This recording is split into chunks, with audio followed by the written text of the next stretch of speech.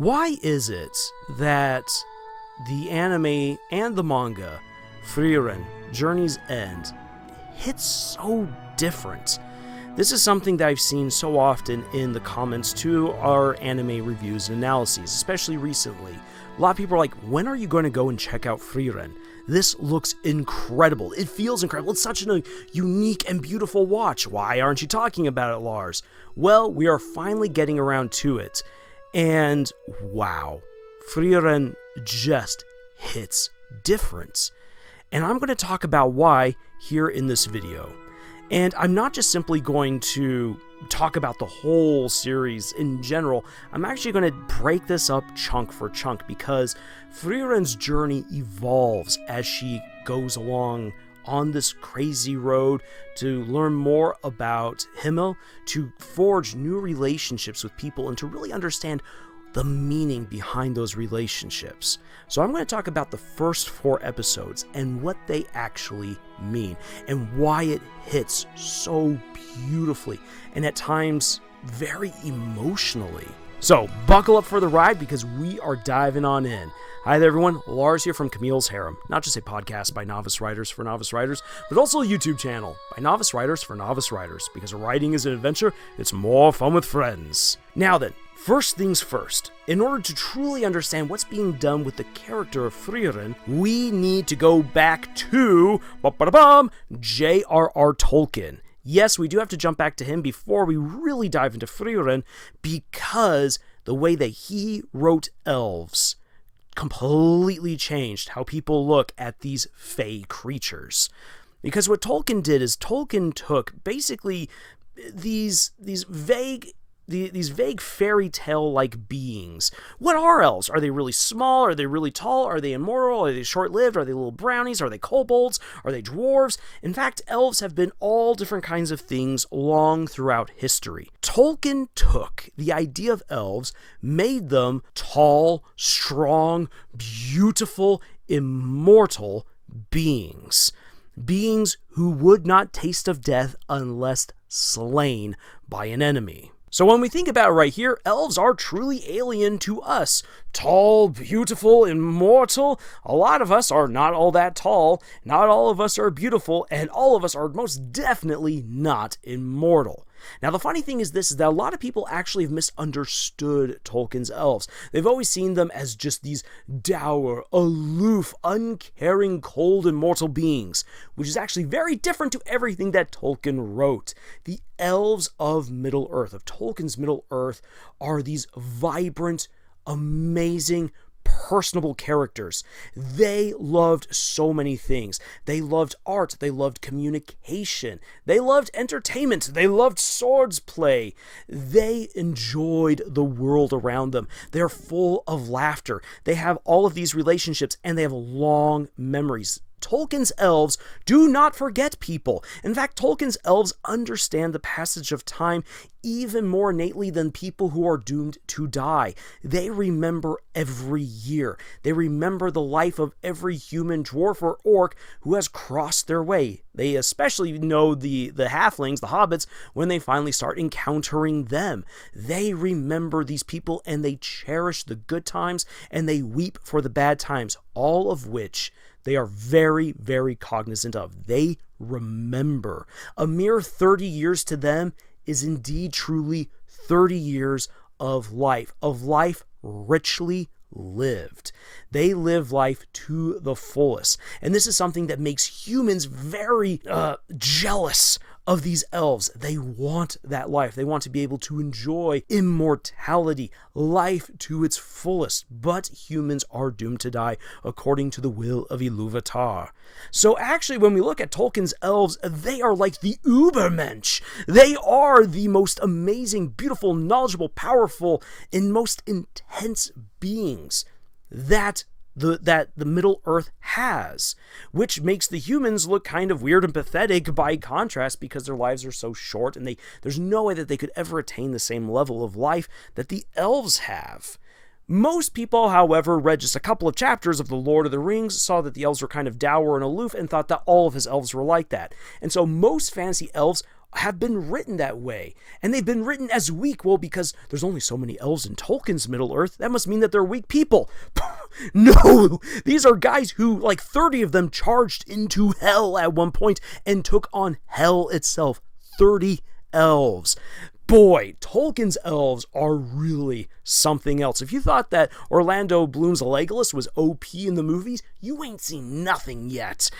Go read the Silmarillion. And almost in a way, because his elves, Tolkien's elves, are just so incredible, I think it's been really difficult for people to kind of grapple with that kind of elf. It's so much easier to create these aloof immortal beings for whom 100 years might as well be a week. And while that can be interesting to look at, and these elves always seem to kind of forget the other immortal beings whose lives they cross, I personally am not a huge fan of that, and I feel like it's really been overdone. And you can especially see it in anime, where they've really, really made the elves dumb and weak, almost to try to like make them more relatable or make them funny.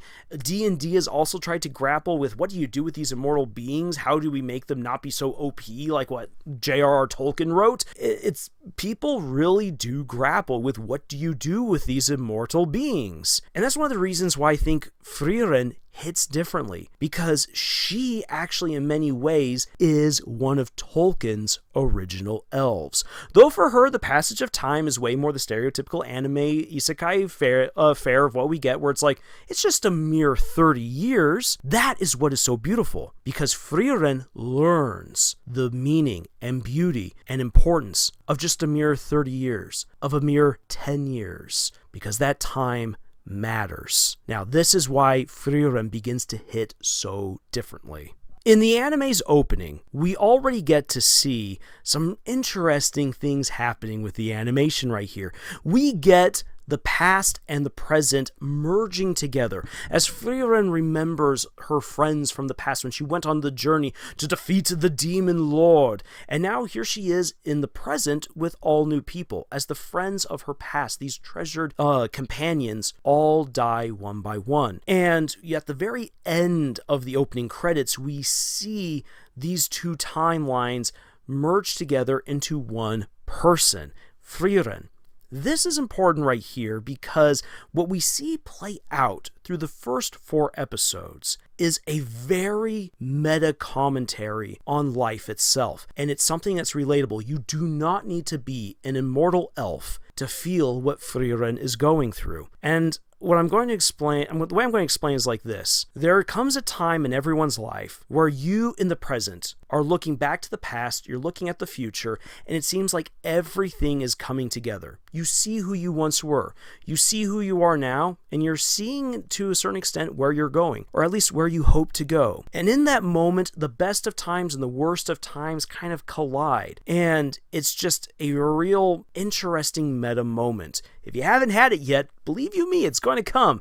And I know some people are going to say, Lars, like, what, are you like some guy, middle-aged guy? Are you going through midlife crisis? I'm in my early 30s, man. Maybe I'm the weird one here. But life has these moments where the past, the present, and the future all kind of collide. And this is what we see within these 4 episodes of Frieren Journey's End. Throughout these 4 episodes, we get to see the past, the adventures that Frieren went on with Himmel, Heite, and Eisen. And I really like how they all have German words for names that actually link up pretty well with their characters. Himmel being the hero, the ultimate good guy.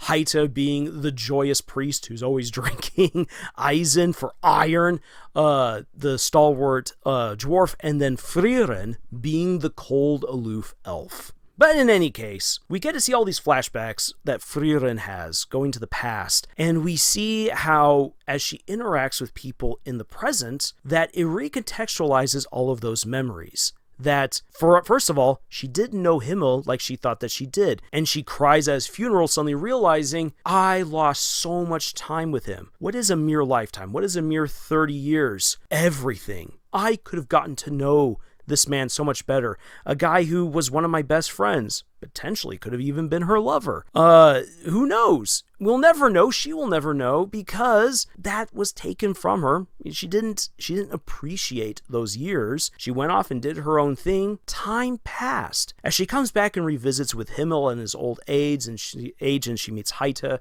and Eisen and has her adventures with them, that recontextualizes once again some of those memories of when they went out to defeat the demon lord. And she begins to realize the value of the things that they said, the value of her time together with them. And now that she's with Fern, she goes out and she tries to rediscover the beautiful blue moonflowers, or to go and to see the rising of the sun at this little village that they saved long ago, and to enjoy a new year. These are just small things, and really for Fern, it doesn't really hold as much meaning for her as it does for Frieren to any kind of degree, because Frieren lived through that. Her present is her trying to grasp at the past as she's moving again towards the future.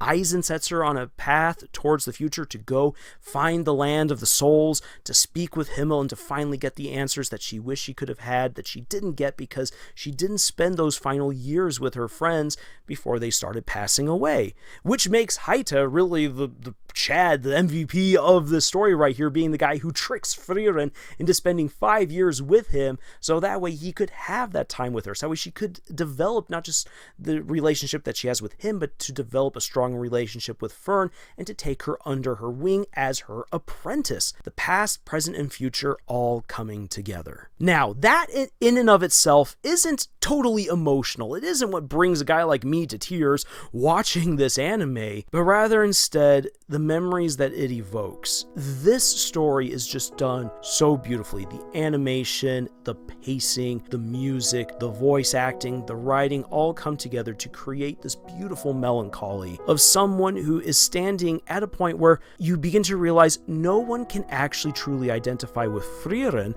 not because she's an immortal elf, but because those experiences are her own. Fern will never truly understand Frieren because she was not there for those adventures.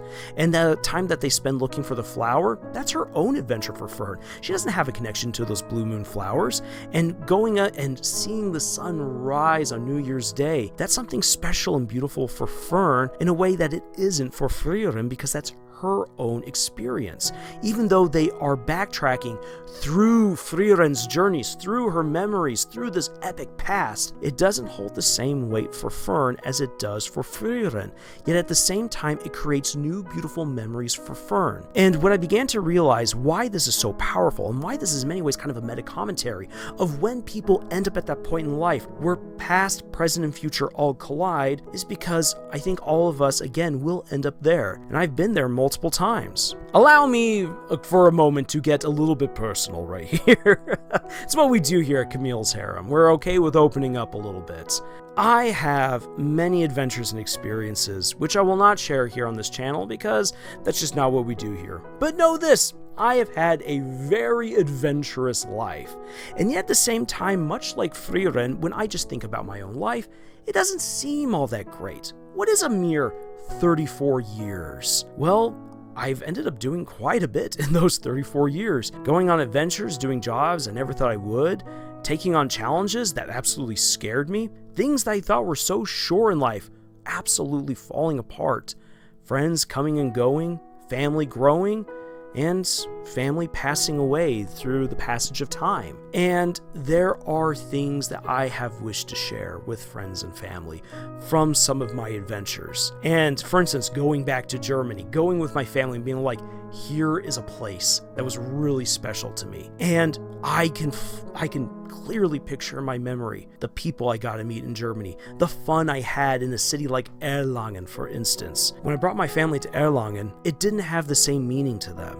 They couldn't remember those things because they never saw it. They weren't there to experience that with me. And the friends that I was there with in Erlangen are long gone now. Those memories can't be rehad. New memories can be forged with my family, with my friends, going back and revisiting a place that's so special to me. But it's past now. It's in the past. I could create beautiful memories in the present, and I think about what I'd like to do in the future. I'd like to go back. But some of the shops that I remember fondly, some of the people I became great friends with, they're gone. And the city has changed, and I have changed. And it's not just going back to the city of Erlangen, but so many other journeys. Recently going on an adventure with the entire harem out to Japan was amazing. For Scott, it was something special because he lived in Japan for a while, and he got to go back, but he couldn't recapture the same joy and memories that he once had. He was making new ones with his friends there, but he and I talked about how he wants to go back on his own sometime in the future and try to again rediscover and reconnect with certain things that were very precious to him. Life has a very interesting effect on our journeys, and sometimes when we wish to go back and reclaim a great family holiday, a great reunion, a beautiful date with that person you absolutely loved, or to go back on that fantastic vacation, or to return to a job you absolutely love doing, it's never the same. You can't go back. But that doesn't mean for one moment that those memories weren't worth it, nor does it mean for any moment that the present itself isn't beautiful and that it's worth living, and nor does that mean for a single moment, even though you can never recapture the past, that the future isn't wide open with so many possibilities for great things. What we see in the first 4 episodes of Frieren Journey's End is a character discovering that those mere 10 years meant everything. For me, as the viewer, a mere 34 years means everything. 6 years, 2 years, a week, it means everything. And that is why the story of Frieren hits so differently. Though you may not realize it yet, what is being communicated to you in just a beautiful way is that your life is worth it. Your time doing whatever it is that you've been doing is good. If it hasn't been good, that doesn't mean that you can't change it. The present is yours to seize, and the future is yet to be discovered. Even though Frieren lost Himmel, there is still a chance for her to create amazing relationships with new characters, to find answers to her questions, and to become a better person in the process. Life is hope. Life is hard. Life takes strange turns. And life is full of people. People that if we let them into our lives, if we build good relationships with them, becomes so rewarding, so beautiful. Frieren is going around collecting magic spells, but what she ultimately gains, and the most important thing that she gains, are the people who come into her life. All of that together, past, present, future, that's what it's all about. Now then, for us novice authors here at Camille's Harem, what can we possibly learn from this? Whew! This is a masterclass in writing. No one just sets out and writes this. Absolutely not. Frieren Journey's End is the culmination of great character study, building great characters, truly succeeding with them. It is also the reward of beautiful melancholy pacing, which is very hard to get right, and just brilliant world building. This is a story that brings all of these things together. Nothing is wasted, but also nothing is overly explained. There's this fantastic mystery and mystical element to everything. There's so much that's coming together. And if you want to be able to write a story like Frieren Journey's End, you need to work on building relatable characters. Coming back to the whole idea of the elves, one of the reasons why I love Tolkien's Elves as opposed to almost every other interpretation of elf is that Tolkien's Elves, to me, make sense. They are relatable. Sure, they are impossible to be like, but at the same time, they love other people. I love other people. They enjoy art. I enjoy art. They seek to grow. I seek to grow as a person. The elves of Middle-earth never stopped growing. They never stopped evolving or becoming better people. The only time that it truly stagnates is when Sauron comes and begins to yoke their destiny and their power to the destiny and power of the Rings of Power. Only then do the elves finally start facing stagnation, which is why they flee Middle-earth to go to Valinor, because that's the only place where they can find, again, freedom for life and true enjoyment for their immortality. Not just simply waiting around twiddling their thumbs and being like, 100 years has passed by, 'tis but a week to an elf. No. The elves that Tolkien wrote are incredibly relatable, and it's really sad that so many other people haven't written good, relatable elves. But when you look at Frieren, despite being this almost alien-like creature, she lives up to her name, freezing, cold. She is a cold personality, and yet despite that, Frieren is the most relatable elf that I have seen in fiction since Tolkien's works. And the reason for that is because, just like the rest of us, Frieren is learning the value of life. Frieren is building relationships with other people. Frieren is coming to appreciate the past, live in the present, and work towards a better future. Frieren is an incredibly relatable, yet cold, elf. And that is why her story hits so hard. And I'm looking forward to watching and reviewing the other episodes of Frieren Journey's End, because we'll be able to see how she grows as a character through her journeys and through the relationships that she will continue to find and to build along her journey to the Land of Souls. So, with all that being said right there, thank you so much for being a part of this video, and I'd like to thank everyone who has challenged me to actually make this. It was a ton of fun. It was a real emotional roller coaster to go on. I kid you not, I had to go out a couple times and just kind of think a little bit, because this is a show that really gets you reflecting and contemplating life. And that's a good thing. I like being able to find a story that isn't just entertaining, but a story that is reflective and really sticks with you a long time afterwards because of the emotional impact it has. So if you haven't yet checked out Frieren Journey's End, make sure that you do it. In the meantime, if you'd like to support what we do here, if you'd like to check out our other analyses and reviews, please check out what we have here on our channel. If you would really like to support us, then check out the books that we've published. Links for them are in the description below. But otherwise, thank you so much for joining us on this incredible adventure that we call writing, and until we catch up again with Frieren on her journey, tschüss.